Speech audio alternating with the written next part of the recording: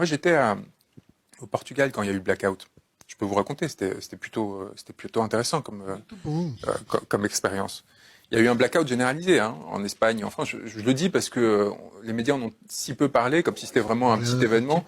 Oui, d'accord, mais c'est facile de le rater, quoi. C'est-à-dire que le lendemain, je vous raconte, moi au Portugal, j'étais à la campagne, mon père est portugais, donc il habite à la campagne. J'étais avec lui. Et j'étais pas avec lui, lui est à Lisbonne au travail, moi j'étais resté à la maison. Et il m'appelle parce que le réseau fonctionnait encore, en me disant, écoute, l'électricité est coupée ici à Lisbonne, je sais pas ce qui se passe. Et nous, on a un peu de photovoltaïque, et ça tenait encore à ce moment-là.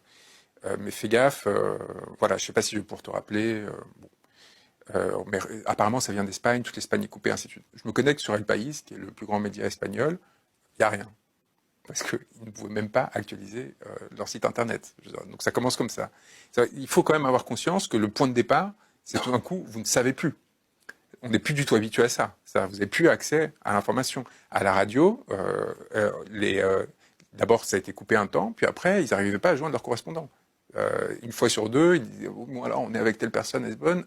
Non, en fait, on n'y est pas. Ok, c'est le premier point.